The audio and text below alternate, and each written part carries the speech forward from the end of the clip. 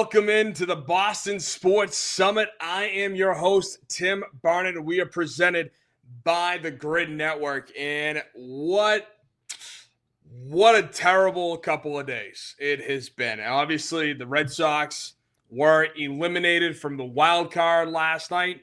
It was their first playoff appearance in 4 years. So it was one of those things that it wasn't pretty. It really wasn't. It was actually quite disgraceful in a number of ways. You know, the first game was really great, and then the next two, just bad mistakes to dumb decisions to just lack of fundamentals. That's really what this was.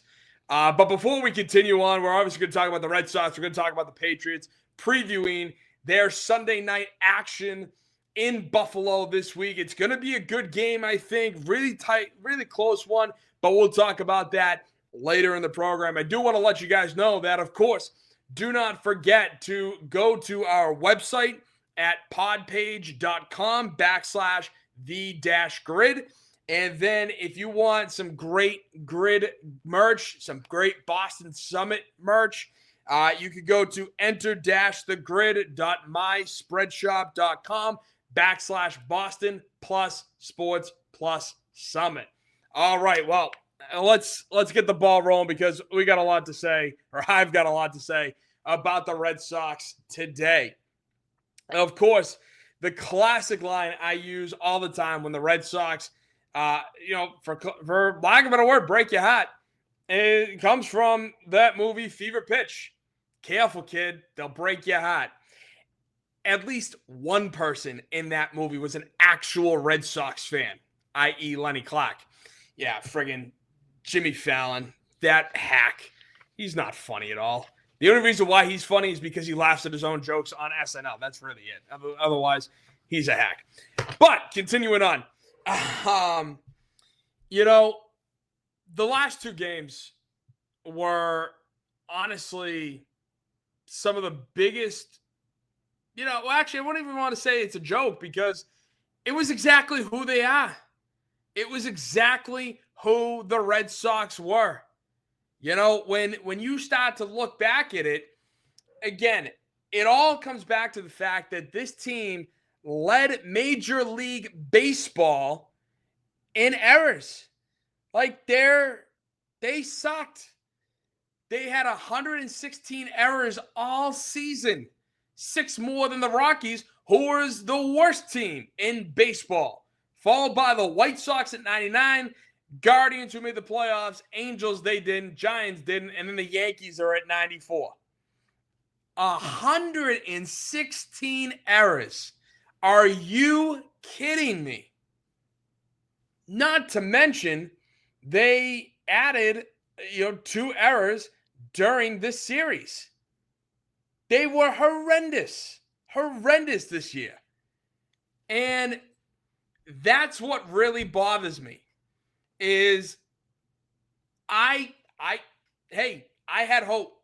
I was like, yeah, you committed all these errors, but you'll figure it out. It's the playoffs. It's a whole different atmosphere. It's a whole different ball game. And while that's factually true,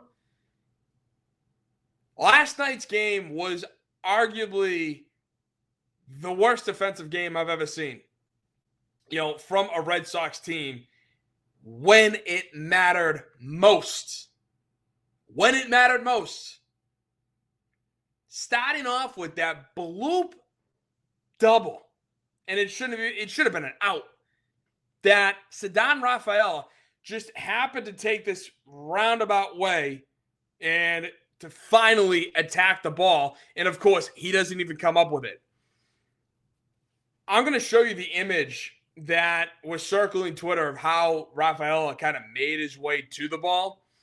And it reminded me of that Batman episode, the animated series back in the 90s, where they're going off against the Riddler, and it's like, oh, what's the fastest way between 2 points on a globe? And, when it's on a globe, it's obviously a curved route rather than directly, right? So the problem with that is this is on a baseball field. Like, it's point A to point B. You're going towards the ball. You shouldn't have to round out because look at this. Ceddanne Rafaela's route is in black, as you can see at the top of the screen. He takes this rounded about action and then finally starts to head straight down, whereas Wilyer Abreu, as you can see in the right field area, he's making a move to his right, but then attacks. But Ceddanne obviously calls him off, and he drops it, and Bellinger, just slides right into second. Horrendous play. Horrendous move by Rafaela. And then in game 3, it looked like 90% of the team have never swung a bat before. The way they were going against Cam Schlittler or Schlitter, whatever. Sorry, Cam. You deserve better. Not really, but Yankee. The kid pitched 8 innings of shutout ball, and he dominated that Red Sox lineup, which, again, when looking at it, if you thought that this Red Sox lineup was stacked, oh, goodness gracious, you were sorely mistaken. And the funny part was we were very good against left-handed pitchers all season. And now I'm not talking about game 3. I'm moving back. We were very good against left-handed pitchers. I'm demonstrating how bad our lineup was. The fact that we had Rob Refsnyder leading off, then Romy Gonzalez in the middle of the lineup was not a good move. Because by that point, they sucked.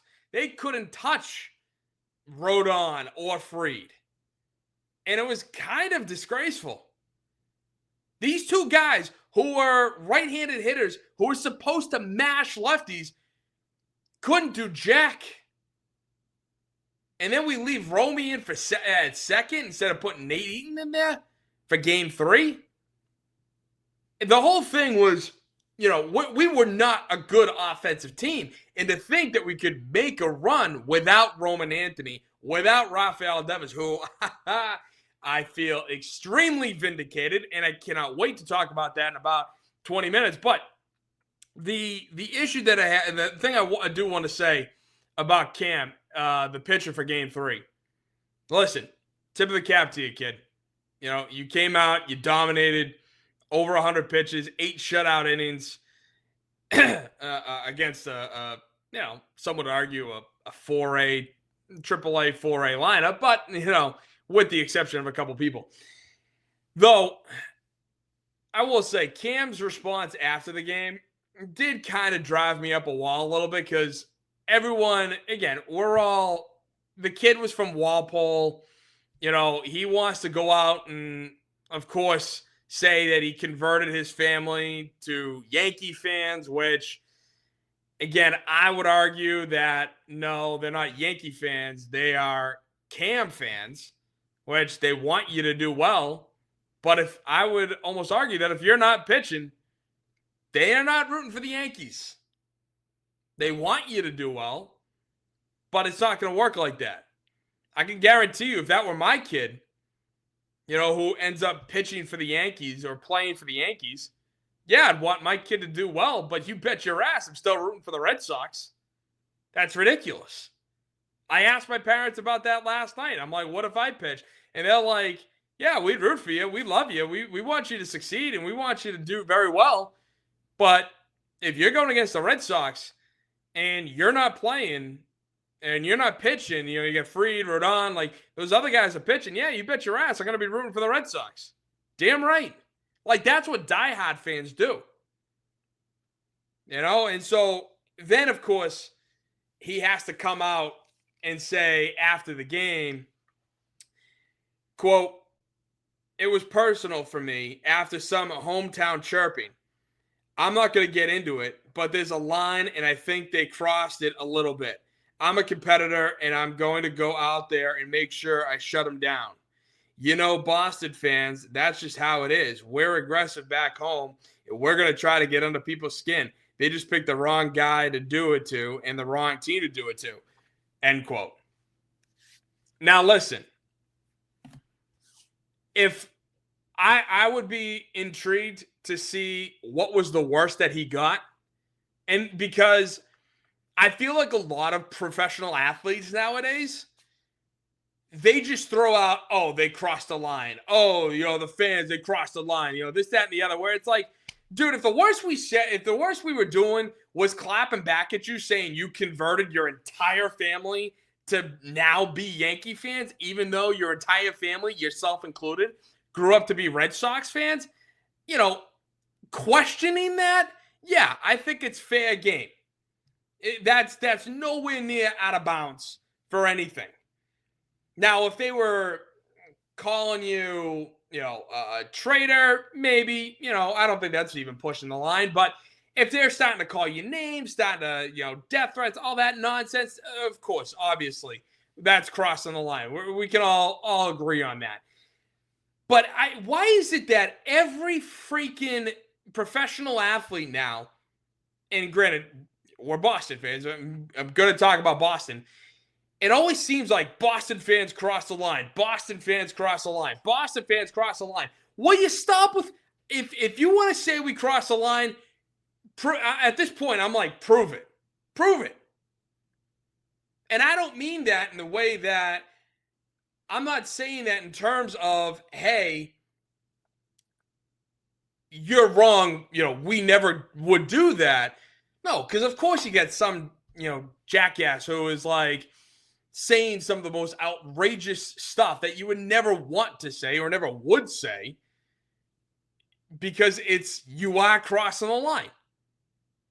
But if we're sitting here questioning you about you converting your parents and your family to Yankee fans, yeah, fine. And good for you that you used it to motivate yourself to pitch 8 shutout innings. I got nothing against you for that. But stop with the crossing the line nonsense. If it is just that. Just the fact that, hey, no, you didn't. You didn't convert your family. Like then your family are not true diehard Red Sox fans. Like, there's no harm in that.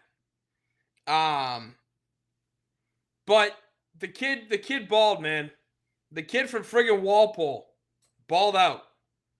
And it sucks. And of course, it had to be him. And as for Connolly Early, last night, he was good. He was good. 3 innings, before all hell broke loose. But 3 innings, 2 hit ball, no runs, no walks, 5 strikeouts. And then, of course, Ceddanne Rafaela decides to make that roundabout way. That leads to the whole dam basically breaking and the Red Sox being exactly what they were this year. And that's what bothers me. The kid was really good. He was really good.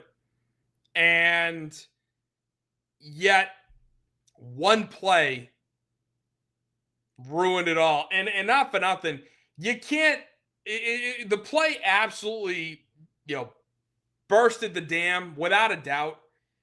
But the Yankees were friggin' lucky, man. With the C&I singles, just getting under, Story's glove, just hitting the nick of Lowe's glove that threw the ball, had a completely different trajectory. Not allowing Roby Gonzalez to field it, to pick it up. Again, just the way the ball landed for the Yankees in games 2 and 3 was on the lucky side compared to how the ball landed for the Red Sox after game 1.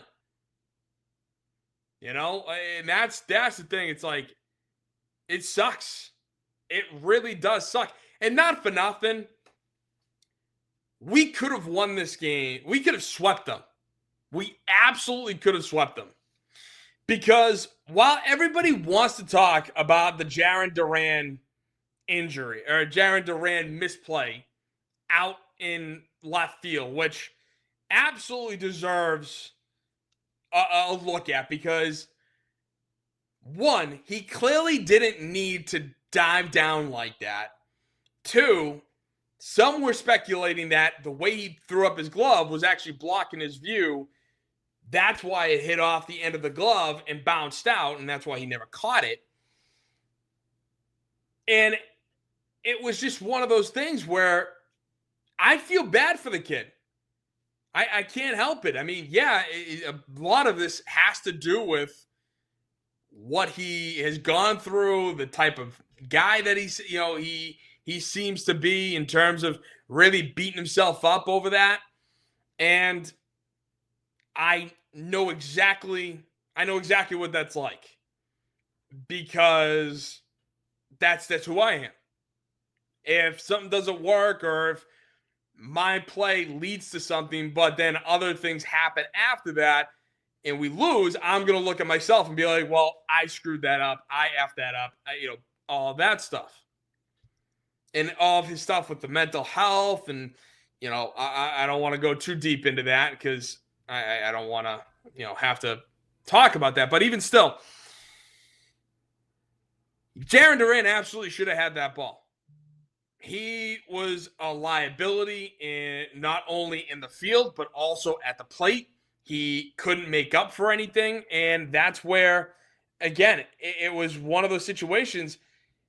If we could have traded him to get Joe Ryan and we were the ones that said no, that's a problem.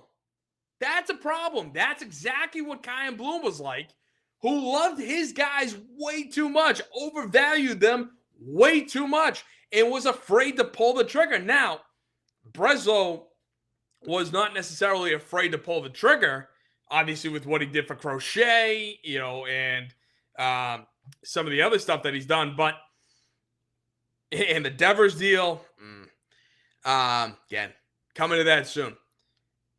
But with Duran and Rafael in Game 3, Duran in Game 2, Rafael in Game 3, everything reflects on Kyle Hudson. Kyle Hudson is honestly a terrible coach. Terrible coach. And the irony was, he's the third base coach.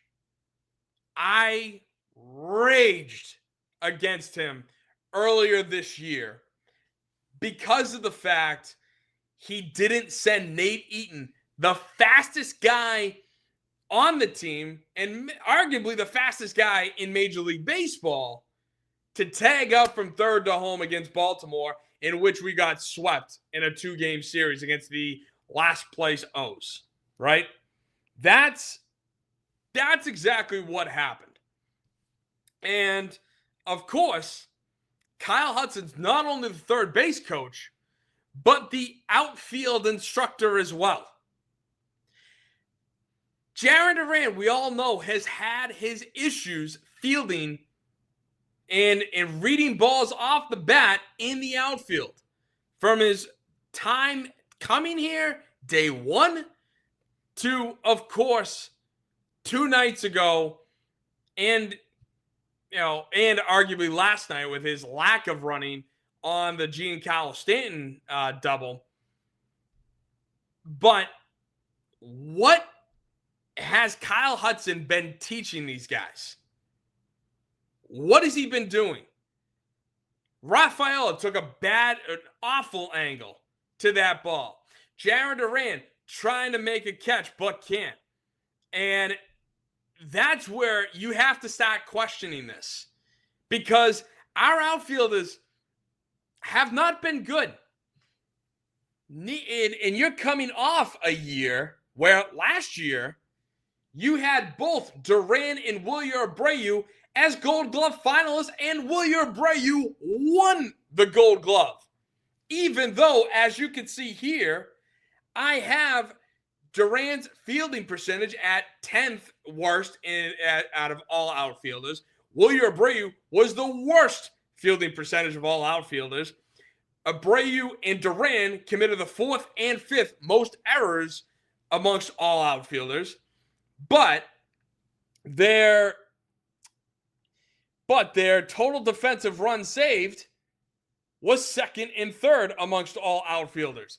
That was my issue. Is I talked about this last year when they were nominated and won. At least Abreu won.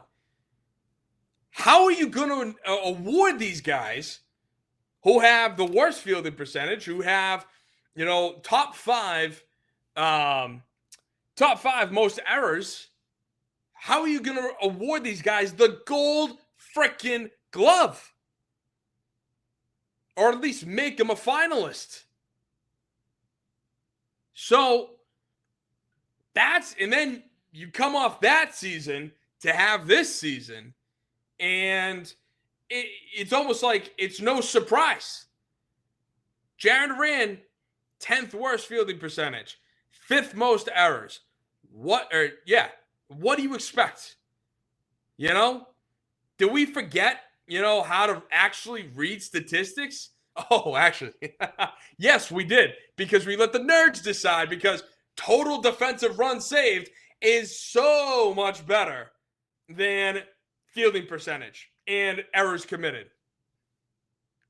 Like, give me a break. So you got Kyle Hudson, who couldn't improve either of those guys, and not to mention William Abreu got injured.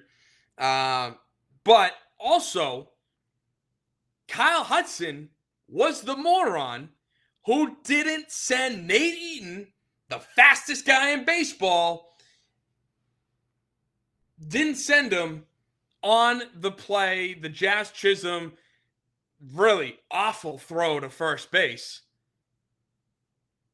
And Kyle Hudson explained why he didn't send, but I want to revisit this play, right? When we revisit, check this out. You're going to see an overhead view of this play. And, of course, you're looking at second base. You watch Jazz Chisholm running to his right. His entire momentum is going towards center field. Meanwhile, it's a 3-2 count. Nate Eaton gets a jump. So he's already on his way to third as the pitch is being thrown. And, okay, so here you go. The pitch, they're running. Ball's hit to Chisholm. He makes a dive, has an awful throw that bounces clearly, and then gets away from Ben Rice, but Nate Eaton obviously doesn't go. So from there, you're thinking about it, looking at yourself going, what's going on? Why didn't he go? Because Kyle Hudson put up one stop sign, but then was kind of doing this. And then you see the first base coach, when you watch the replay from the television view, he's saying to go. But obviously they didn't go. And that would have given the Red Sox the lead and made an entirely different outcome for the game had the Sox gone up 4-3 in the top of the 8th. Totally different feel of that game. But of course, you have the fastest guy in baseball, arguably, on second with a head start, and he doesn't go. Now, just as a quick side note, I do want to say that Nate Eaton also should have understood. He did understand it's a 3-2 count. There's 2 outs. He himself should have understood, I'm turning and I'm going. Because if there's 2 outs and Jazz Chisholm fields that and does exactly that, but Eaton himself has the understanding of, I am hauling it home. I don't care. Chisholm clearly, when he stood up, was still falling backwards. He refused to take a second to plant his feet and make a solid throw. First of all, Chisholm is not a great defender by any stretch of the imagination. Him and Volpe at short and second have to be the dumbest and worst middle infield I think I've ever seen. But his intention to throw the first while falling away, the ball bounced about, 10 feet, 15 feet in front of Ben Rice. It was nowhere near him when the ball hit the turf, hit the dirt. That, to me, screams at Nate Eaton himself, knowing how fast he is, knowing the speed and how athletic and how he's got this head start. All he's got to do is just commit. Commit off the bat. I don't care.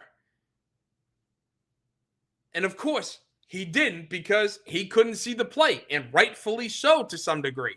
This is where your third base coach comes in, and he tells you to go. He should know how fast he is. It doesn't matter about Chaz Chisholm's arm because when you look at it, oh, there you go. When you look at it, obviously the top of your screen is Chaz Chisholm. He's falling into center field. He's already in shallow center. You're telling me that view right there is all hunky-dory? Meanwhile, the ball has not been released from Chaz Chisholm's hand. He's still in the process of throwing and about to probably release it. And Nate Eaton has already rounded third base and is held up because that's what Kyle Hudson told him to do. As you can see below Nate Eaton there, just on the edge of the dirt and the grass at third base, below him is Kyle Hudson, who clearly has a clear line of sight to Chaz Chisholm's momentum and throw. But that's not all, because Kyle Hudson himself had a few words about that play last night after the Red Sox lost. Hudson goes on to say, quote, "He's running on the pitch, which gives him a little bit of head start. So the way that I saw it is Jazz moved quite a bit to his right to field the ball," end quote. Hudson continues to say further that, quote, "I know it's Massa running. He's not the fastest. And so I know he's probably thinking he has a chance at first. If I just wheel him right there, he," meaning Eaton, "is 2 steps from third base when Chisholm secures the ball." Really? Because the ball is already secured, but it's still in Chisholm's hand. As he's fading away, his momentum is going against first base, meaning he's not going to have any power on the throw. And what do we see? No power on the throw, clearly. Sorry, I cut him off. But to continue that quote,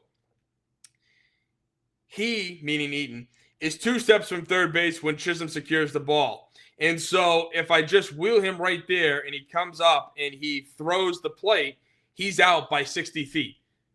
First of all, end quote. First of all, Chisholm does not have a strong arm. Secondly, when he came up, he was falling into center field. Chisholm had no intention of throwing home. Zero. And he's out in center field. It's a hell of a lot further thrown from shallow center to home plate than it is from throwing to shallow center to first base.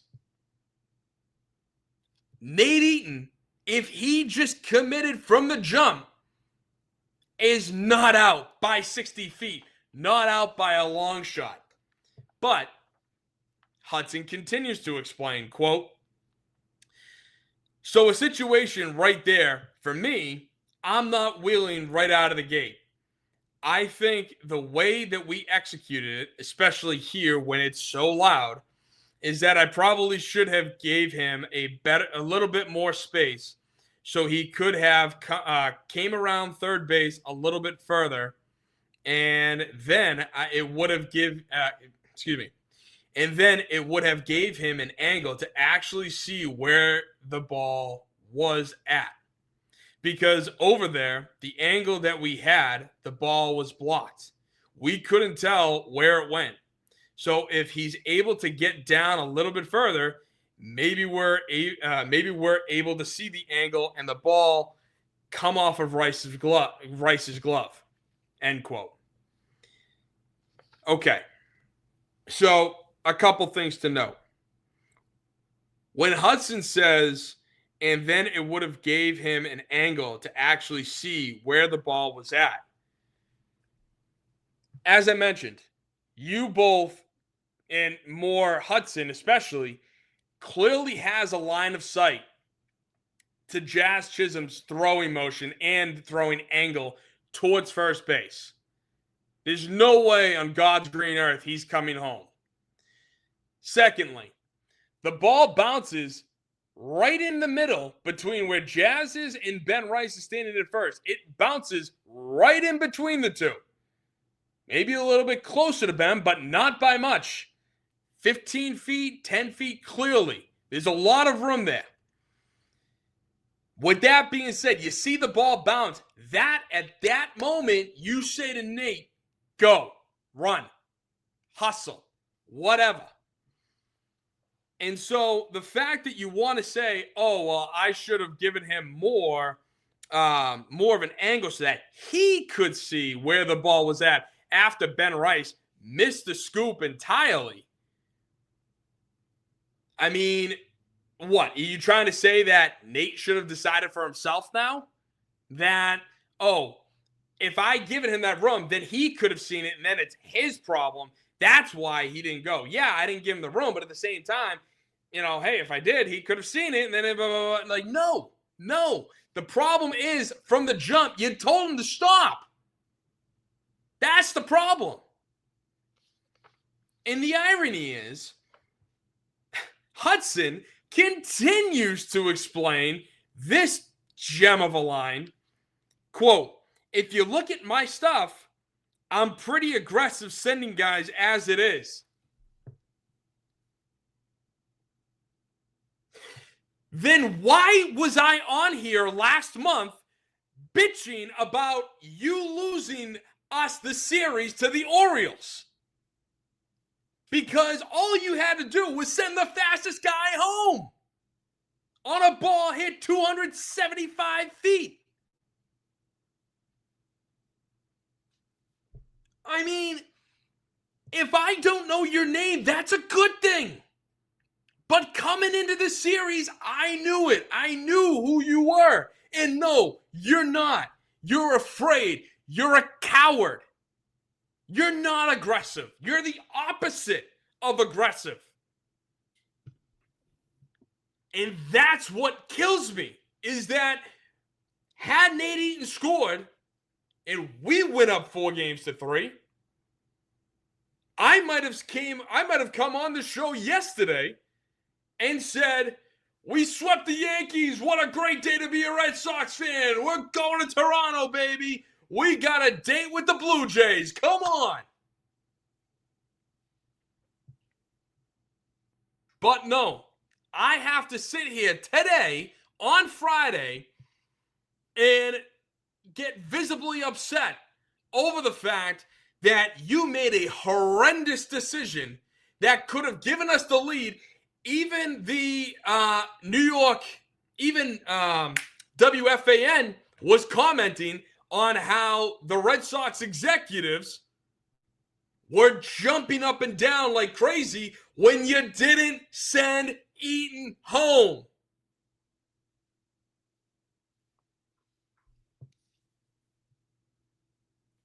I mean, what are we doing?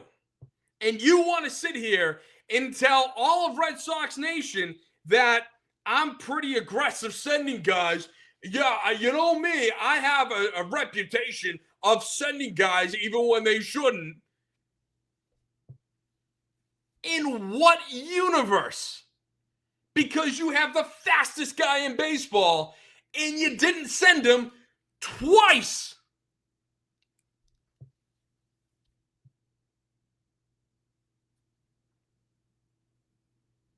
It's unbelievable to me. It's absolutely unbelievable. And of course, he goes on to say, oh, well, Eaton was 2 steps away from third base when, Chisholm got the ball, blah, blah, blah. He's basically lying. He's basically lying. He thinks Nate Eaton has the same running speed as Pablo Sandoval. I guarantee you, that's who he thinks Nate Eaton is. Nate Eaton, who's got a 99 percentile of running speed, in baseball, who's got a head start on a 3-2 count with 2 outs, going from second to third. You're telling this man to hold up because the ridiculous second baseman who's falling into center field, trying to throw to first, short hops it by 15, maybe even 20 feet. You're like, no. Oh, wait, no. Oh, wait, I was too late. Sorry. No. You can't coach the outfield, clearly, based on what we've seen with Duran Rafaela, who's a very good center fielder. I'm not going to deny that.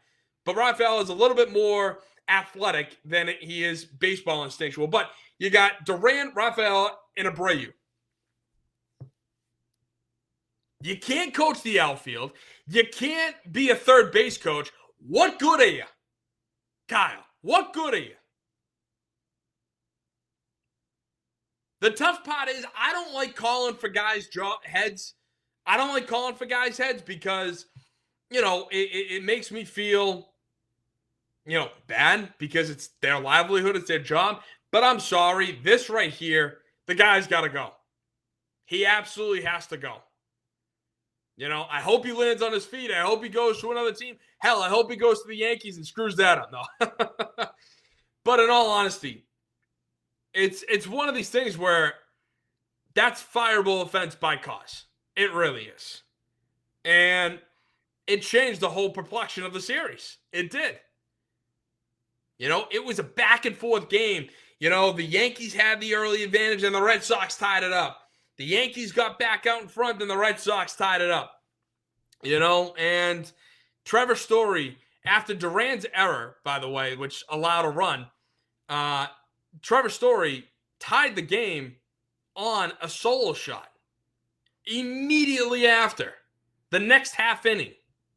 So it wasn't, while the Duran issue, was tough, it wasn't the be-all, end-all. And the other issue that happened with this series was the fact that our lineup sucked. Our lineup through the last 3 games was quite honestly atrocious. Because when you're looking at it, okay, and you're trying to figure out who is this team, right? Are we a really good team, or are we an average team? I mean, all the preseason polls kept saying that we were going to be in the playoffs. We were going to win the American League East. We were going to win the division. We were going to win the American League pennant and go to the World Series and lose. A lot of prognosticators were saying that, especially with the trade for Crochet, with the addition of Bregman. That was a massive talking point leading into the season. But then when all is said and done, when you look at it and you look at our lineup, game number 1, Rob Refsnyder, Trevor Story, Alex Bregman, Romy Gonzalez as the 4th hitter, Carlos Narvaez, Nate Eaton, Jarren Duran, Rafaela, Nick Sogard. That's game 1. Pretty much the same lineup for game 2 because, again, they were going against lefties. So, they wanted to keep that consistent, thinking that, hey, we're going to mash on lefties here, whereas Rob Refsnyder was batted 0 for the entire series. Refsnyder, Story, Bregman, Romy, Narvaez, Eaton, Duran, Rafaela, Sogard. And then because we were facing a right-handed hitter last night, that's when we started to add all lefties and have you could argue, a more traditional lineup, But the lineup was still extremely weak because we had Duran, Story, Bregman, Yoshida, Rafaela, Nathaniel Lowe, Carlos Narvaez, Wilyer Abreu, and Romy Gonzalez. Now, Abreu also batted 0 for the series, and we'll talk about Abreu too, because you got to get to this outfield issue. But the lineup itself has been atrocious. It really has been. And, so when you're looking at it going, man, we could have really used a Yankee smasher. We really could have used a power hitter. We really could have used somebody who could hit, damn it. And that's where I do want to revisit the Devers deal for probably the millionth time. And I don't care. I don't. Because it was malpractice. It was a fireable offense. And I understand it came from the very top. It came from John Henry. But with what Craig Breslow did, you need to be better, brother.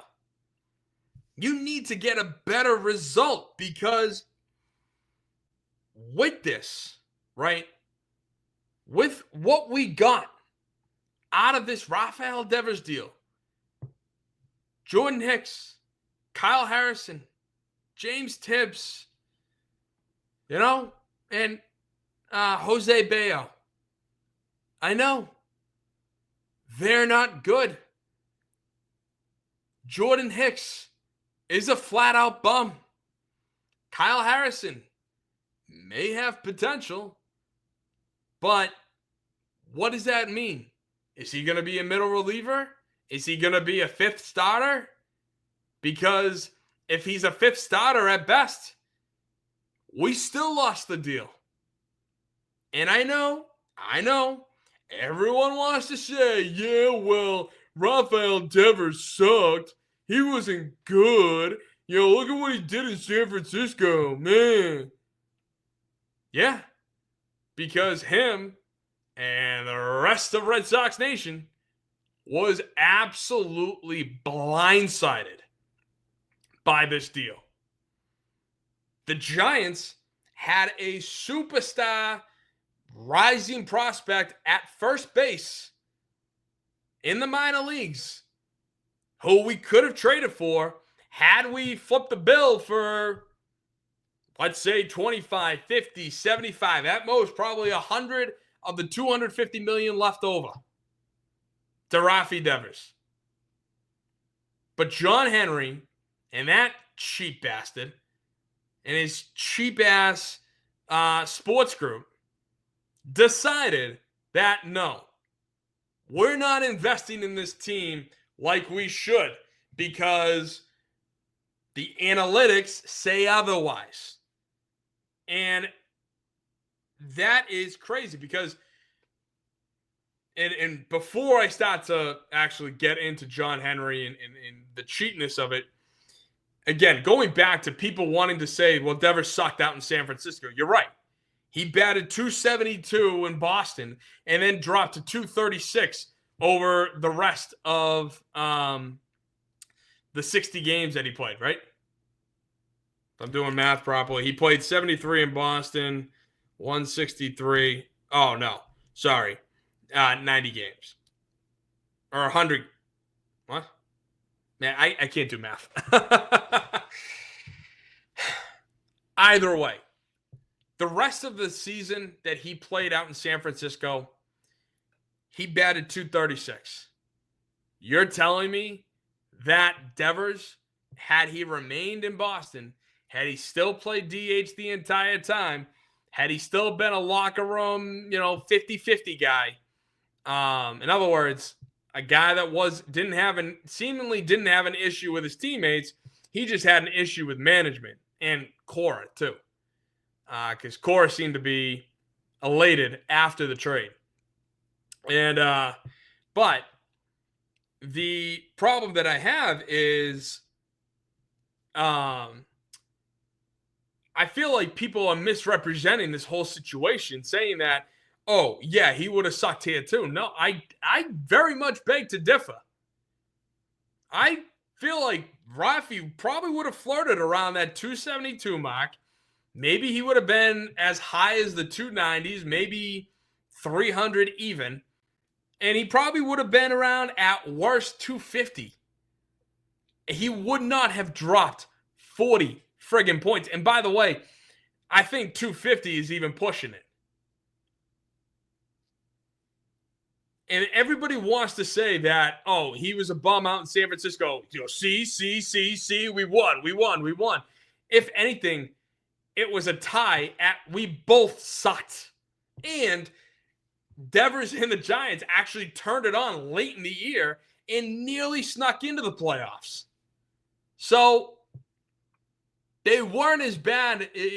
People want to make Devers out to be this evil villain and that it was all his fault and he was the clubhouse cancer and this, that, and the other. See how well they played. And Breslow, as I said, on Tuesday, getting to maybe rub it in our face, saying that, oh, well, hey, we won more games without him than we did with him.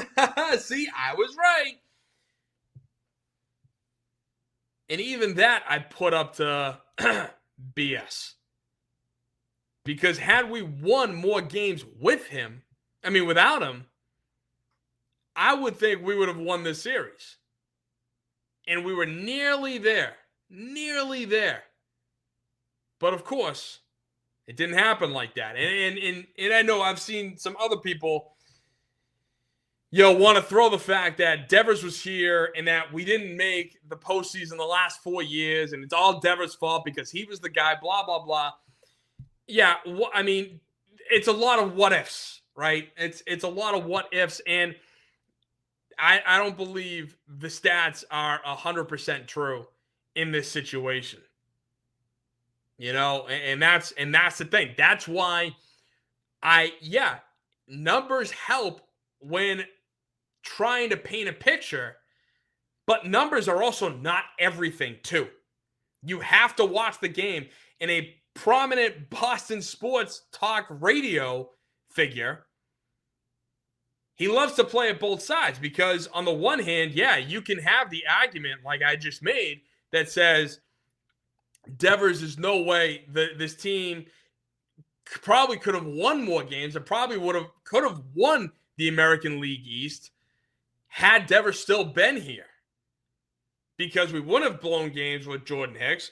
We wouldn't have had to sacrifice certain things because of what happened with Devers. And maybe, hell, at the trade deadline, we could have used him as bait to go get Joe Ryan rather than Duran or anybody else, and then things would have been completely different, blah, blah, blah. But he also wants to point out the fact, too, that, there's, Devers was here for the last 4 years when we didn't make the team. So it's Devers' fault. That's why we didn't make the team. It was his issues with the clubhouse as to why we didn't make the postseason. It's like, and he's like, I got the numbers to prove it. It's like, dude, again, numbers help paint a picture, but you're only filling in certain areas. You're not getting the whole canvas. It helps to make an argument, no doubt about it. But if you want to sit here and convince me that Devers would have finished the year off at 236 after his first 73 games here in Boston, batting 272, dropping 40 points, I'm sorry, I just can't take you seriously. It's absolutely ridiculous to think like that. And so, with that being said, again, a lot of it is negative today. Obviously, because we lost. I mean, if you're sitting here, not as negative, then hey, tip of the cap to you. But there are certain situations where, of course, times are going to be more negative than not. If I do want to try to find a bright spot with this team, if I'm looking to be happy with this team, then I have to use the core of the team, because we got Roman Anthony, who unfortunately missed the rest of the year with that oblique. We got Marcelo Meyer, who was showing some good defense and showing his ability to play, but he also got injured, and he's been very injury prone. I know I'm being negative, but I'm just saying. Marcelo Meyer was looking good. And so those two guys. Then you got Garrett Crochet signed through for a long time. All right. You got Christian Campbell, who a lot of signs are saying that he's, better in the outfield than he is in the infield, and he feels more comfortable out there than not. Okay, well, Roman Anthony's taking up a spot. And we got Rafael and Wilyer Abreu. I don't know. Maybe we can use Campbell as a trade piece. Maybe, the Twins can look at Campbell as this high-value commodity, seeing as how he raked in the second half of the AAA year. So maybe that could help. I wouldn't be opposed to trading our proof of concept. But then you got Connolly Early, who has shown some great signs. I love what I've seen from the kid. I think he's really got a lot of potential. Peyton Tolley, he could be. I would like to see him. I would like to see him as our fifth starter. But at the same time, I also wouldn't be opposed to him being a lockdown closer. I would like to see him, maybe take over for Chapman after next year or 2 years, because I know we got Chapman for another 2. But I think that's going to be an interesting way of looking at things. Of course, Bregman, has a very likely chance to opt out to try to maybe not sign for as much money per season, but he's going to sign for an extended period of time. That's really what he's looking for. He's looking for the consistency for a long period of time. Take a little bit less, not a lot less, but a little bit less to play for a lot longer. So if he stays, whether he opts in or he re-signs for a longer-term deal with us, hey, I like him, at least from a leadership standpoint, because the man's a friggin' leader, and that's something that this team desperately needs. We need a guy like Alex Bregman to lead the team, whether he plays all 162 or, he comes in and out. I don't know. And then Carlos Narvaez. Yeah, he's got to learn how to deal with the catcher interference issues, which thank God they got that right last night. That was a ridiculous call by the umpire saying catcher interference. As long as he can get that corrected. I mean, I like this kid. He was a hell of a rookie this year. No two ways about it. What he did behind the plate and what he did up at bat. There are some positives with this team. The only fear is, will the front office want to compete? And by competing, obviously that means investing in this team. Kyle Schwarber is going to be a free agent. Pete Alonso is going to be a free agent. You got maybe, some are reporting that it's not going to be a strong free agent class. But you have some guys who can solidify certain positions for you and bring in or back in, if you go with Schwarber, that power element that we desperately need after trading Rafael Devers. Hell, even with Devers on this team, we still should have had Schwarber or maybe gone after Alonso this past offseason. All I can say is, though, will the front office compete? Because what has the front office done this season that shows they're willing to compete? I mean, comment down below what your thoughts are, because they traded Devers on Father's Day, which we just discussed. They traded Quinn Priester 11 games into the season on April 7th. And then he went out and had a stellar year, in Milwaukee with the friggin' Brewers. And it's like, it really would have been nice to have, a fourth or fifth starter that could do that. Oh, wait, we had him. We traded for him last trade deadline. You don't let the guy spend 6 months in the organization, and then you ship him to Milwaukee and he has a hell of a year? Front office malpractice. You know, you got coaching malpractice, you got playing malpractice. That is front office management malpractice right there. Because you have a guy who has the ability to pitch and be a starter, and a good one. Milwaukee won what? Nearly 20 games in a row with him as a starter? Like, it was absolutely crazy. Now, maybe it was because he was out in Milwaukee. Maybe it was because it was the National League, not the American League. I know both leagues really don't have that much of a difference anymore like it used to be. But I still think there is some coherence to that, because Walker Buehler, who rightfully should have been cut, I wish we kept him as a relief guy, but he was not great for us. He was not great by any stretch of the imagination. Yet, when Walker Buehler went to Philadelphia, he had a very good couple of games out there. So not all hope was lost, and my thought immediately was, oh, well, maybe he's a National League pitcher, not an American League pitcher. I mean, that very well could have been the case. But the issue is, with John Henry and this Fenway Sports Group, again, will they compete? Will they get their acts together and actually go out and invest guys?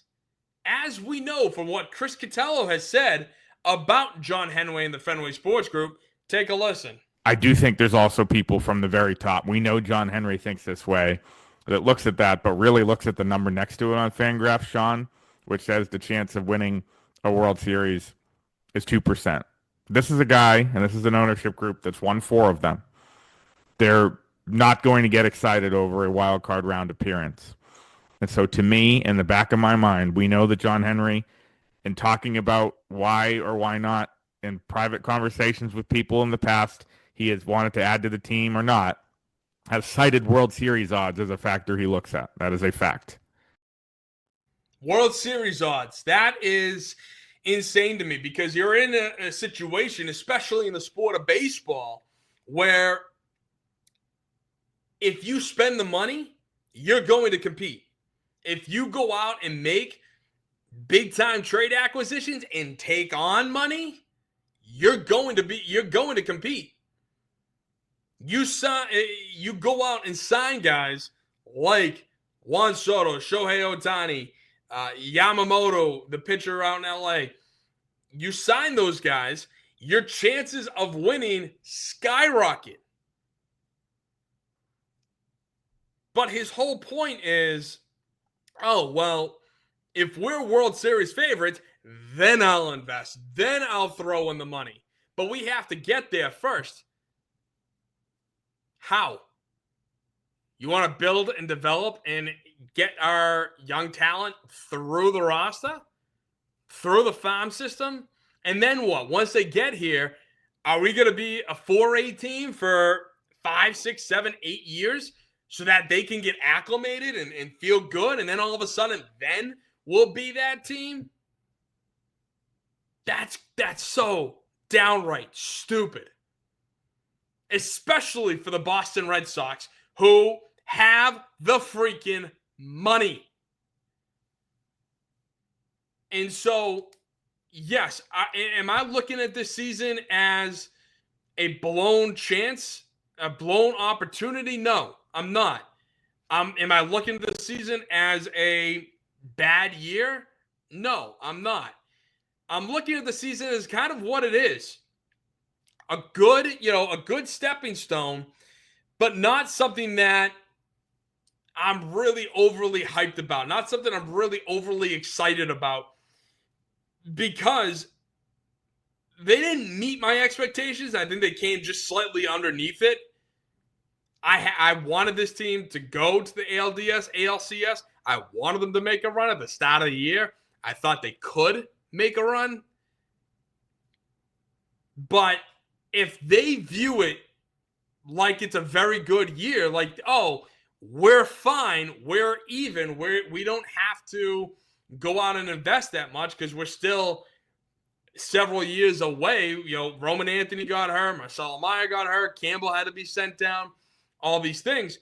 Does that mean they're going to invest this offseason? Because if you want to invest, now is the time to do it. As I said last offseason, now is the time to do it. You need to go out. You need to figure out a way to get guys, like Joe Ryan. You need to get guys like Kyle Schwarber, like Pete Alonso, if not for their defense, for their bat. This is the type of stuff that you need to do. You need to go get the big swinging guys, who can bat from the right-handed spot.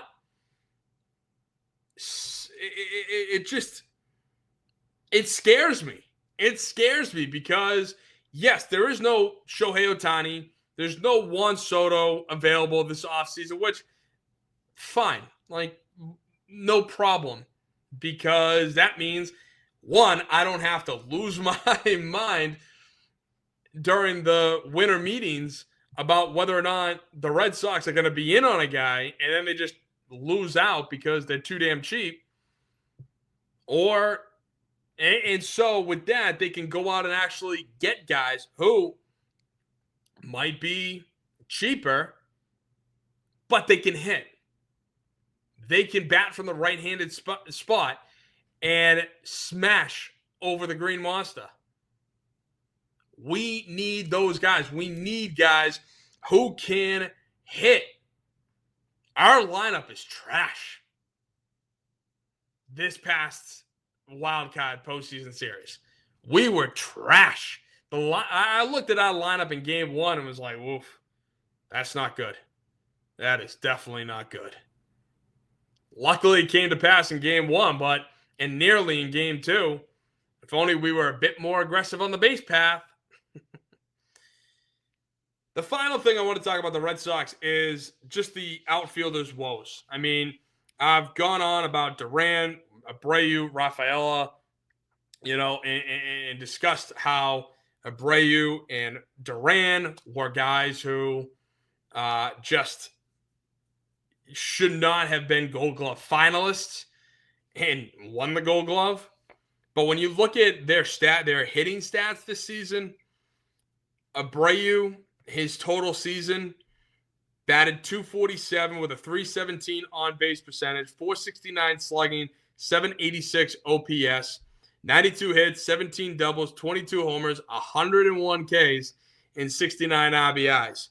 When he came back from his calf strain in the final 7 games of the year before the postseason, Abreu batted a .43, .82 on base, .90 slugging, .372 OPS with 3 hits, 1 double, and 8 Ks. Not good.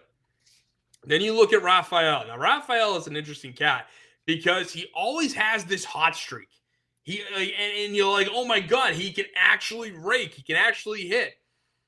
And then he just falls off a cliff, which is exactly what happened to him this season. Because this season, Ceddanne Rafaela batted .249, .295 OPP, .414 slugging, .708 OPS, 136 hits, 34 doubles, 16 homers, 117 Ks, 63 ribbies, and 4 triples.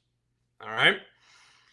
During his hot streak, Rafaela batted .329, .359 OBP, .658 slugging, 1,017 OPS, 49 hits, 13 doubles, 12 home runs. Out of his 16 for the season, 12 came in a 41-game stretch between May 27th and July 13th. He also struck out only 30 times and had 29 RBIs. He was on fire. But then that ran up to the All-Star game. And then from the All-Star game to the rest of the season, he had a .218 batting average, .268 OBP, .319 slugging, .587 OPS, 50 hits, 13 doubles, 2 home runs, 51 strikeouts, 15 RBIs, and 2 triples. in 64 games. And then when you look at Duran, his statistics, and just for his season stats, 256 batting average, 332 OBP, 442 slugging, 774 OPS, 159 hits, 41 doubles, 16 homers, 169 Ks, 84 RBIs, and 13 triples. When Ceddanne Rafael is on, the outfield can hit. Jarren Duran, for all his faults, definitely had a down year compared to the year prior, but it wasn't awful. Wilyer Abreu, on the other hand, not as good. Not as good. And I don't know. I mean, we need to find some trade pieces. We need to be able to get out of these contracts, out of these situations, so that way we can improve our team and get out and improve our roster in order to go and compete against the Yankees. Part of the problem that I had with this group or this postseason was listening to those broadcasters. Good God Almighty, did they just gush over New York, gush over the Yankees? And yeah, you know what? They were. You can't deny that. They loved New York, they loved the Yankees, and they hated the Red Sox. Ironically, David Cohn played for both teams, but he's a Yankee. He's a Yankee through and through, and it's annoying as hell listening to them just gush over New York. It almost was like, all right, guys, keep it in your pants. All right, just stop. But the way they were talking about their rotation next year, if they get Garrett Cole back, yeah, it's gonna be a good rotation. Especially if this Cam kid, is able to keep it up and be that fourth starter for them. The Red Sox need to do that. Because Giolito, he got hurt. Again, Bayo couldn't deliver. Maybe he got a quick plug, but game 2, you didn't want to take that chance. And I don't blame Cora for that. The only 2 guys I would actually feel comfortable with in our starting rotation next year is Garrett Crochet and Connolly Early. Of course, I trust Crochet more than Early. But the front office needs to get their act together and go out and make some baseball moves. Go out and show Fangraphs that by the start of next year, by opening day of next year, you made enough moves, both in free agency and trading, to show Fangraphs that you're a World Series contender. Because that's what it's going to take. It's going to take you making those moves in order to be a World Series contender. So what is it first? The chicken or the egg? Is John Henry going to crack? Or are we going to be stuck in this mediocrity for another year? Because John Henry's cheap ass thinks that we're not going to make the friggin' postseason. Unbelievable. So moving on, we got some Patriots talk.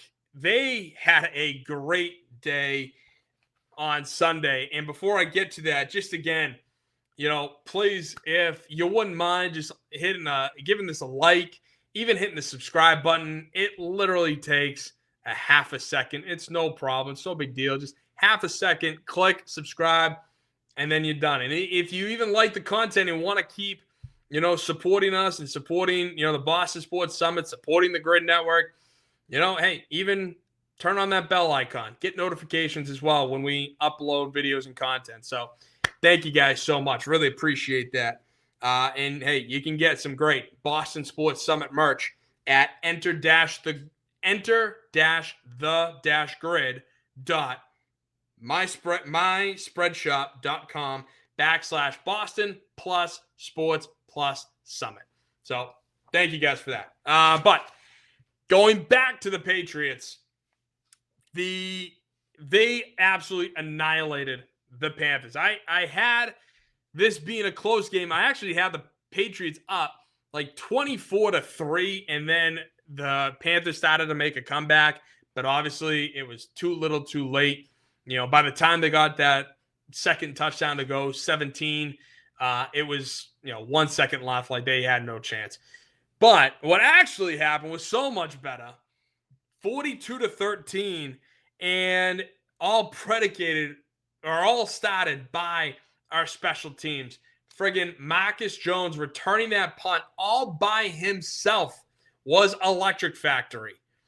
And with that, I got to get into my game day grades like right away. There is no room for error here because with the game day grades, starting off with an A, Marcus Jones, got to talk about him first. He had obviously that punt return for a touchdown, had 3 immediate Panthers basically on top of him, and he somehow squeezed right out of there, ran up the near sideline all the way into the end zone for a touchdown, all by himself. Yeah, he got a couple blocks, but that was all him. All him. He goes, and then another punt that he had where it was later in the game. He was running he caught it on the right-hand side of the field, ran all the way, pretty much lateral, all the way to the left side of the field, cut up, and got by everybody, goes up the sideline, and barely got tripped by the Panthers punter at the 16-yard line, setting us up in great field position. Phenomenal field position at the plus 16. His third punt of the return, he returned it for 19 yards, but he caught it at his own 40 and got it to their 41. I mean, that's pretty good to me. Anytime a punt returner can start the offense in the plus territory on the opposing side of the field, I'm going to take that all day long. I don't care if it's the 49 or the 16 or the 1. It's a heck of an individual effort by Marcus Jones. He had 3 punt returns for 167 yards, 55.7 yards average, with obviously that 87 yards being the longest, and 1 touchdown. Unbelievable day for Marcus Jones. That's why he obviously gets an A. And as for the second A, I'm giving it to Drake Maye. Drake Maye, while he didn't dazzle you by lighting up the stat sheet, because his stat sheet 14-17, 203 with 3 touchdowns. One of it was him rushing it. And he had 0 interceptions, 1 sack for 0 yards with an 82.3 completion percentage. He had a 94.6 QBR and a 155.6 passer rating. And when it comes to passer ratings, the best you can get is a 158.3. He was that close. Drake Maye, while the stats don't light you up where you're like, oh, well, he didn't do too much, he didn't need to do too much. Again, he only threw the ball 17 times. And to get 203 yards off of 14 completions and 2 passing touchdowns, and no interceptions, I'll take that all day long. All day long. Extremely consistent. Looked very good, very comfortable, behind the line. Again, there's not much really more I could say about that. Very impressed with him. Now going to above average days, very good days. I gave Stephon Diggs, Will Campbell, and the entire interior D-line, especially Christian Barmore.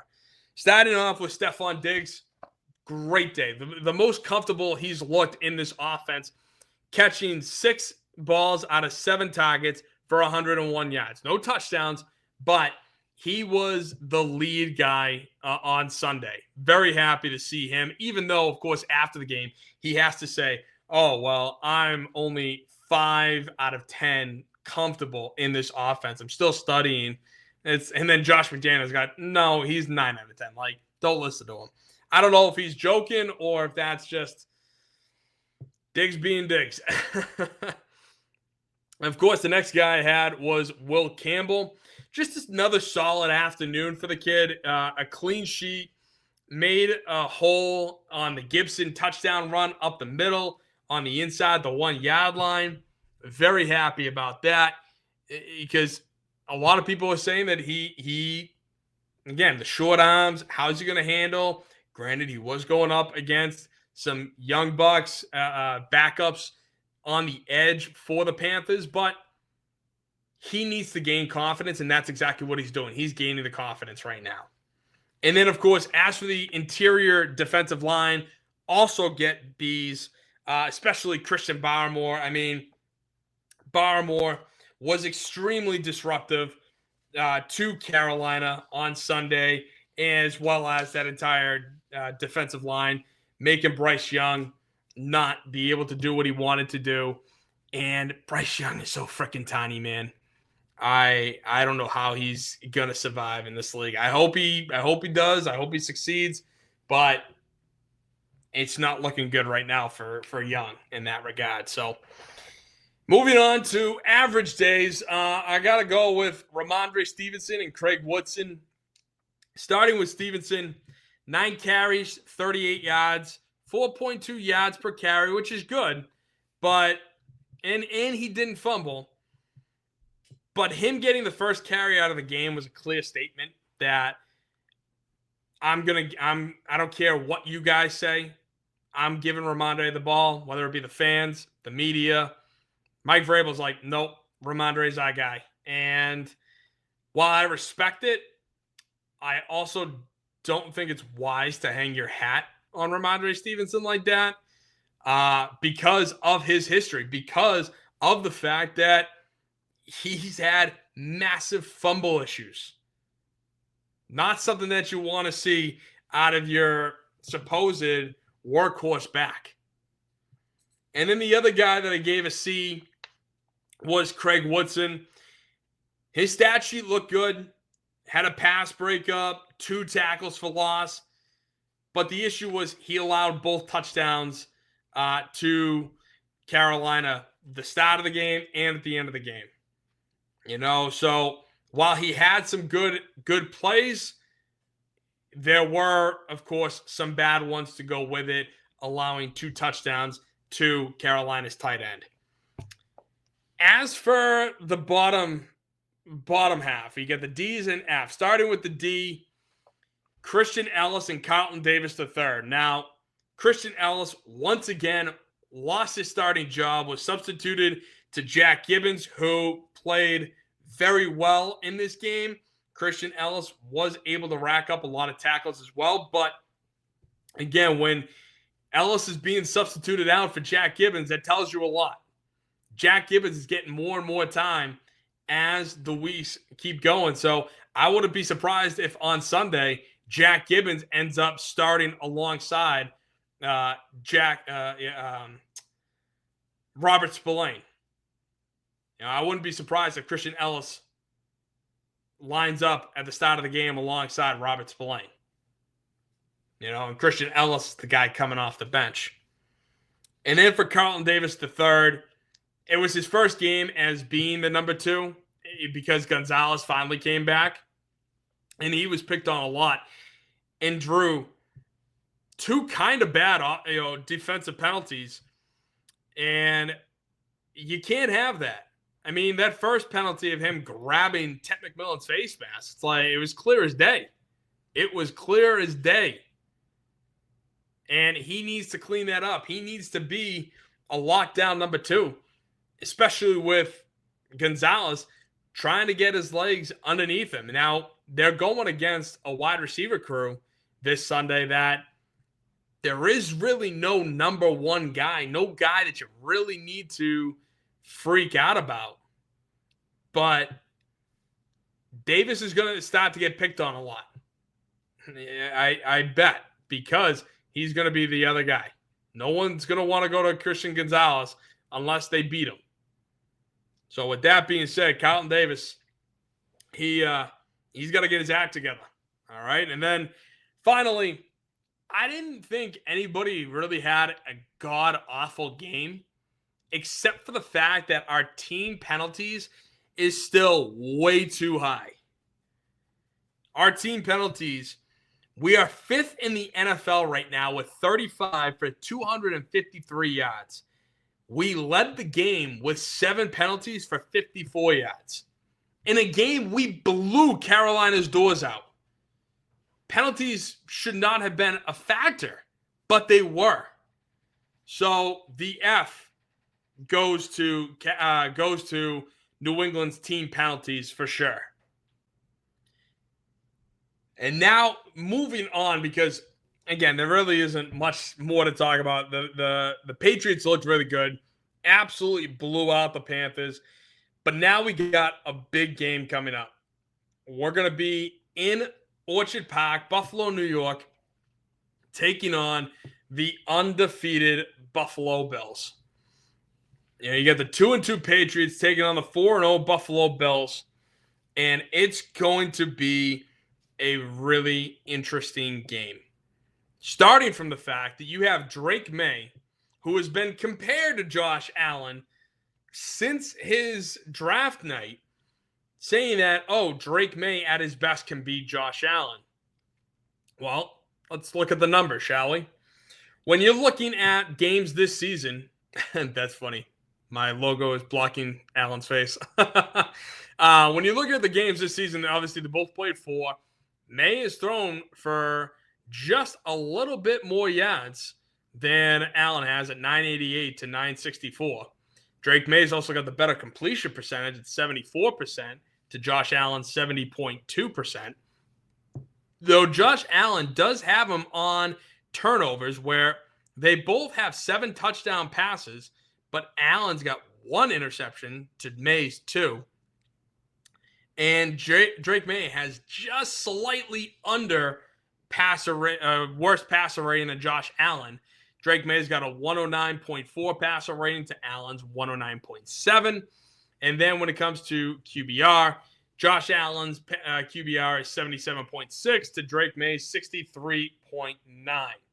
So, of course, when looking at those this season, I have to take Josh Allen. If I'm going to be comparing the two, together, I'm going to take Josh Allen. But the whole point of the comparison is people want to say, Drake Maye can't be Josh Allen. He can't do this. He can't, Josh Allen and Drake Maye, synonymous with one another. It's like, okay, but how are we going to see that, right? So I decided to look into Maye and Allen's first 16 games as a starter. They both played 1 game. They came into the game and they both played. But then after that, I went the first 16 games as a starter for both of them. Drake Maye in his first 16 games has a 68.9% completion percentage. Josh Allen in his first 16 games has a 56.6. Very big favorable position for Drake Maye. In terms of yards passed, Drake Maye's got 3,242 passing yards to Josh Allen's 3,122 passing yards. All right. Also in favor of Drake Maye. Drake Maye has 22 touchdown passes in his first 16 games to 12 interceptions, whereas Josh Allen in his first 16 games as a starter has 15 touchdown passes to 19 interceptions. Interesting. Drake Maye's got a passer rating of 94.4 to Josh Allen's 70.8. Now, this is the only part where Josh Allen does beat Drake Maye, is using his feet. Drake Maye has 76 rushing attempts for 507 yards and 4 touchdowns. Josh Allen has 126 attempts for 763 yards and 11 touchdowns. Of course, the legs are a big part of Josh Allen's game. He is massive. He is built like a brick bleep house, right? Drake Maye, while he's mobile, while he can go out and make these types of moves and runs, that's really not his style. It's not his game. In terms of bowling over guys, he's not as built and, muscular as Allen is. But in terms of the comp, right now, I'm telling you, Drake Maye is sneakily having a very good start to his career. I think the problem that myself and maybe a lot of us Patriot fans have is the fact that Drake Maye is not surrounded by good talent. He's not surrounded by good talent. He had Gerard Mayo and Alex Van Pelt as his head coach and OC last year, which that was a total fiasco. And now he's got Mike Vrabel and Josh McDaniels as his head coach and OC this year. And really the only benefit was we got Stephon Diggs. Matt Collins is good. I'm not going to sit here and say that he's a world beater. So I'm not raising by a Jurassic. Like if we traded for AJ Brown, let's put it this way. If we traded for AJ Brown, our talent level would have gone from 1 to 99 in a heartbeat. But because that's not the case, we got Stephon Diggs coming off a torn ACL. We got a Matt Collins, who's a fine receiver. He's not bad, but he's also not elite. And then we got Kayshon Boutte, who's developing a good rapport with Drake Maye and has some good games with him. Pop Douglas. Something's got to be done with him. Hopefully it turns out for the best, but we'll just have to wait and see. So I think Drake Maye is actually having a really sneaky good start to his career. It just sucks that his team sucks. Like, that's basically the issue right now. Is that because his team sucks, nobody's giving Drake Maye the props. Everyone's giving props to Jaden Daniels for carrying that team all the way to the NFC Championship game. And not for nothing, that was a good team. He had Terry McLaurin. He had weapons already built into the system. It's just they needed a competent quarterback. None of these, none of these ragtag, guys who are journeymen, like none of that. They need a good, competent quarterback, and that's what they got. They got that from Daniels, and that's why they did as well as they did.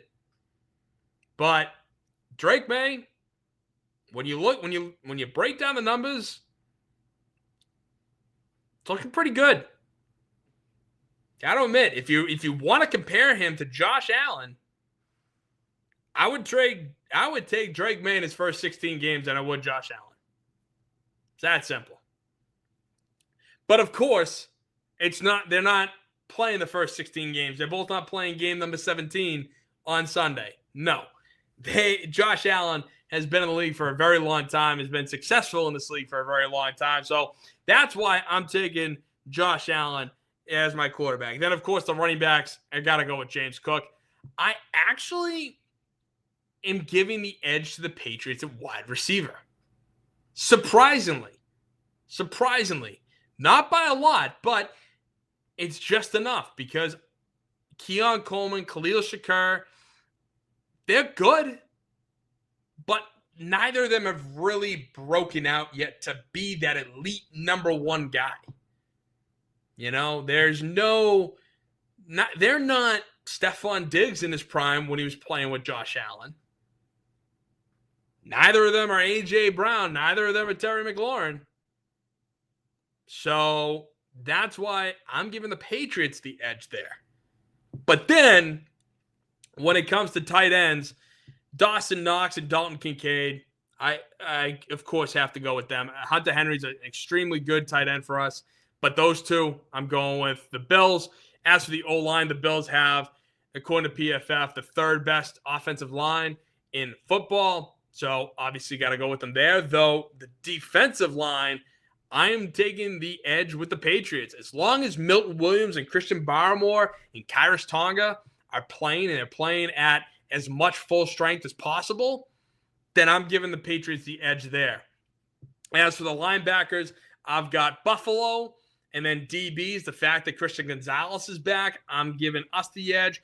And then with the special teams, I am still not 100% sold on Borregales. I'm not saying that the dude sucks. I am just saying he's a rookie. They've got veterans there. Tyler Bass, of course, on the IR. But Buffalo has a veteran kicker who can, go and be competent. So that's why I'm giving the edge to Buffalo in terms of their special teams. But I want to look at the team defense versus the other team's offense and vice versa. So starting off with the Patriots offense versus Buffalo's defense. The Patriots offense have 235 pass yards per game. Buffalo is allowed 125.8 pass yards per game. The Patriots rank 7th offensively, whereas the Bills' defense in pass yards per game, or pass yards allowed defensively, Buffalo ranks 1st. But the rush yards per game, and maybe this is slightly skewed because of Derrick Henry's monster night in week 1 up in Buffalo, but even still, the Patriots have the 25th ranked rushing offense in terms of rushing yards per game at 101.3. Buffalo has allowed 164.3 rush yards per game, which has them ranked 31st. So in terms of beating Buffalo, it looks like you're going to have to run it down their throats, which scares the living crap out of me because which Ramondre Stevenson are we going to get? Are we going to get week 2 Miami Ramondre? Or are we getting week 3 fumbles galore Ramondre? And Travion and Antonio need to step up. They need to play a massive role, if not maybe overtake Ramondre in terms of rushing attempts. And I'm saying that without Stevenson even fumbling. If Stevenson doesn't fumble all game, I still think Travion should outpace both running backs in terms of, rushing attempts. So that's the Patriots offense to the Bills defense. Now let's look at the vice versa. Buffalo's offense is ranked 6th in pass yards per game at 240.5, whereas the Patriots defense ranked 26th at 241.5, allowing that many pass yards per game. But of course, when it comes to the rushing offense for Buffalo, they are ranked 1st at 163.5 yards, whereas the Patriots are ranked tied for 2nd in terms of rush yards allowed per game at 77.5. And again, similar with Buffalo and the rush defense being ranked 31st. I look at the Patriots pass defense ranked 26th as kind of an outlier only because we haven't had Christian Gonzalez. And I'm looking at Buffalo's wide receivers, and I think they're very good, but I don't see a legit number 1 that I'm petrified of, that I'm worried about, that I am looking at saying we have to lock him up. And if we don't lock him up, Allen's going to hit him all day long and we're screwed. The only reason why Buffalo's wide receivers are so good and so open is because of Josh Allen and his scrambling and his running ability, trying to make sure that our defensive ends need to keep Allen in the box. Don't let him scramble. Don't let him extend the play. Have a spy on him. Have Spillane spying on him. Or Jack Gibbons, for that matter. Have either of them spy on Allen, making sure that he's not going to cross the line of scrimmage and be a runner that's going to run for 20, 30 yards on 3rd down. And unlike Patrick Mahomes, Allen doesn't mind lowering his head. So that's why I like Allen in that regard. But overall, the addition of Christian Gonzalez, I think, will help our pass defense for sure. For sure. So when looking at this game, it's going to be a very interesting one. The $1 million question is Patriots and turnovers. Can they hold on to the football? Can Drake Maye play another clean game against a much better defense than what he's seen the last 2 weeks? And I think he can. I think it's going to be a extremely close game. I think it's going to go back and forth. But I do have Buffalo pulling it out 28-24. And not for nothing, I'm not big on moral victories. But if this is a back and forth game that ends with Buffalo winning 28-24 or something of that magnitude, I would feel very happy. I'd be, okay, yeah, it sucks we lost, but that's a moral victory right there. That gives Allen and this team all the hope, all the confidence to move forward and start beating up on bad teams and taking advantage of it. The other side note, though, with this is the fact that Mike Vrabel, during his tenure in Tennessee, had won an NFL high 23 games as an underdog since 2018. And no one has come close to that. So Mike Vrabel, when he's the underdog, massive underdog, he wins 23 games or won 23 games during his entire tenure in Tennessee. That's huge. It's crazy how good that is. So, hey, maybe there's a chance. So you're saying there's a chance. So I'm excited for this game on Sunday night. It's going to be a fun one, no doubt about it. But the last thing I do want to talk about, which I don't know about you, but it pissed me off to absolutely no end because Sunday Night Football, Dallas and Green Bay ended in a 40-40 tie. The game started at zeros and it ended in zeros. No one won. And you could see everybody's reaction afterwards just being like, wait, what? Even Dak Prescott, Jordan Love was saying after the game, I still have to figure out how to process this because it doesn't compute. It doesn't make sense because it shouldn't. It should not make sense. Ties in sports are quite honestly the worst thing to ever happen. Now, I'm going to go off a quick side note. I played in a kickball league a few years back, and a buddy of mine and I joined a random kickball team, and I try to be friends with them, try to introduce myself, try to hang out with them. We, kept trying to ask everybody for drinks. Only a couple showed, but the team that put us together really didn't didn't really want to expand their friend group type of deal. You know what I mean?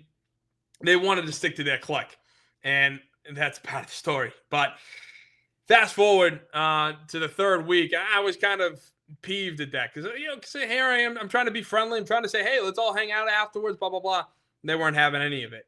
Also, moving on to the point where week 3, it's pouring. It is downpouring. We're playing in Southie, and you could see the lightning off over the Atlantic. We're trying to hurry this up. We're also down a man. We're playing with one man down compared to the other team. And somehow, some way, we were winning, which was rare because we sucked. In 3 weeks, I knew we sucked. And this was week 3, but we were winning. So all of a sudden, we get to the 5th inning. We play 6 innings. We get to the 5th inning. They were the home team. The opposing team was the home team. And I didn't realize at the time, but the way we did it was we switched. So instead of us batting again, we figured, hey, let's switch. Let the home team bat first. And then if they take the lead or tie it up, then we can bat. I didn't hear that. In my mind, I thought we gave up our right to hit. So I'm out in right center field, and we blew it. We allowed them to go up by 1. And when they went up by 1, I started walking off the field because I'm like, all right, we lost. The game's over. At least I can get out of this torrential downpour that we're in. And all of a sudden, everybody's calling, Tim, come back. And again, I hadn't left the field. I was walking off, but I wasn't off the field. So they were saying they were still playing. I was like, oh, that's weird. So we finished out the inning. They were up by 1, and then we were up to bat. And I was kind of peeved at this point because I'm like, here I thought that we lost. And now you're telling me we have to play another half inning just to see what happens. So I was like, all right, fine. We play the half inning. We get to the point where I'm up to bat with the tying run on third, and I hit it, and it goes right up the middle. We score the game tying run with 2 outs, and then the next guy up gets out, and that's the ball game. So we ended in a tie. And between my relationship with the rest of the team, outside of course, my buddy, that click, and the tie, I was fuming, absolutely fuming.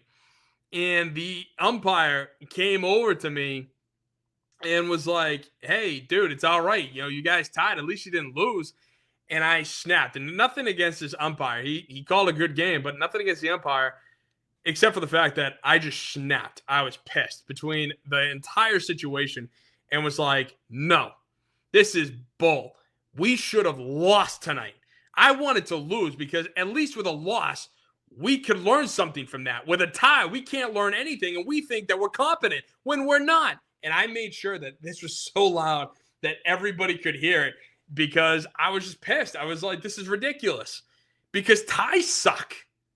At the end of the day, ties suck. There is no rhyme or reason to it. There's a reason why Europeans are okay with a 0-0 game or a 1-1 game, in terms of soccer, because that's the only other sport that does it. The NFL and soccer, and apparently my kickball league, right? It's so ridiculous. It's a disgusting act. You don't want to end in a tie. You just played your ass off for 70 minutes, if you include the 10-minute overtime. Why on God's green earth should an American sport end in a tie? This is the other thing, too. This is an American sport. Baseball is an American sport. Basketball is an American sport. It should not end in ties. There is no such thing as a tie in America because that is not who we are. We either win or we win. I know. Oh, Mr. America over here waving the flag. No, but in all honesty, there's something that just doesn't fit the fabric of American society when we tie. And this whole nonsense of, oh, well, everybody gets a trophy. Oh, we're so happy. At least you showed up and played. No. There is a time for that, but that's in the very beginning stages. Once you start to age and start to play real American sports, like you move from the little league to the big field. You are playing in high school football. You're like doing that type of thing. Once you get to that level, then you start to realize, no, winning is everything. You're not good, so you're not going to play. That type of thing. But ties, oh God, everybody hated it, myself included, because the way that the NFL has framed overtime now, they've ruined it. It started off with sudden death. If you won the coin toss, you had a very high probability you're going to win the game because all you had to do was get in field goal range and then kick it, game's over. Then they shrunk it from 15 minutes to 10 minutes. Then what they did was they got so butthurt that Brady and the Pats kept winning the coin toss that you had to score a touchdown, and that was sudden death. Or if you kick the field goal, then the other team gets a shot. Then, because people were complaining that Mahomes beat Allen, and Allen never got a chance to see how that flips Kansas City, see how that flipped. Then they were saying that both teams deserve a chance, and that's what they did. They finally gave both teams a chance, but they gave both teams a chance at 10 minutes. An average drive is 6 to 8 minutes. Some go over the 10-minute mark and during the regular part of the game. So that's what drives me bananas, is they changed it and just ruined it. Now they're okay with ties. At least the league is right now. If anything, that game should be the number one thing that they go back to in the offseason at the owners' meetings and say, no, we are not going to go through this anymore. We are not going to allow any ties. We got to figure out a way to change it. And I am so glad you asked, because I have a few ways of changing it. Number one, you go back to 15 minutes easily. No problem. No issues there. Or you play an untimed period till somebody wins. With that, with the untimed period, both teams start at the 50, so double what they do in college. And then they get their opportunities to march down, kick a field goal, or get a touchdown. If you want to go to 15 minutes, both teams get a possession, and you can play it out just like another quarter. Now, those are my two suggestions. Then, for both, if after that first possession, it's still a tie, then from that moment on, instead of being at the 2-yard line for 2-point conversions, you go back 3 yards to the 5-yard line and just constantly try to play to get that 2-point conversion up until one team does and the other doesn't.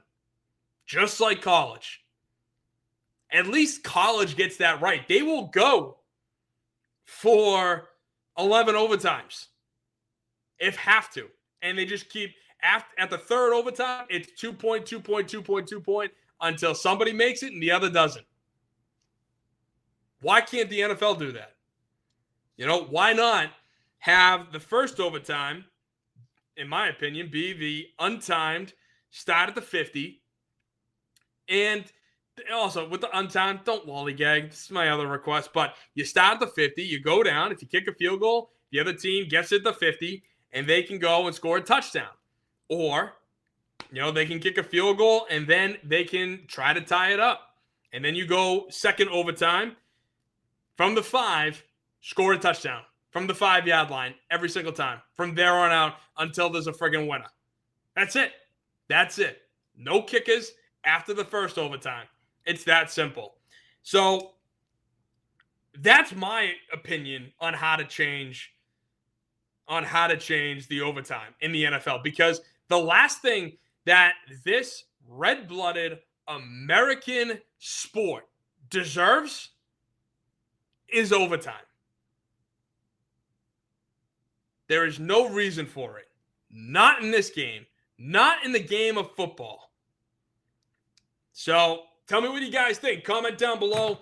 Appreciate you sticking with me. And as always, this is the Boston Sports Summit. I am your host, Tim Barnett. This show is made possible by the Grid Network, so shout out to the Grid Network. As you can see, also give them a little like, share, subscribe on there. But you can also follow me over here on Instagram, Boston Sports Summit, on X, Boss Sports Summit, and on YouTube, Boston Sports Summit. So thank you guys so much for the Boston Sports Summit. I am your host, Tim Barnett, and I just want to say I hope everybody, you have a great weekend, and God bless. Have a great night. Thank you.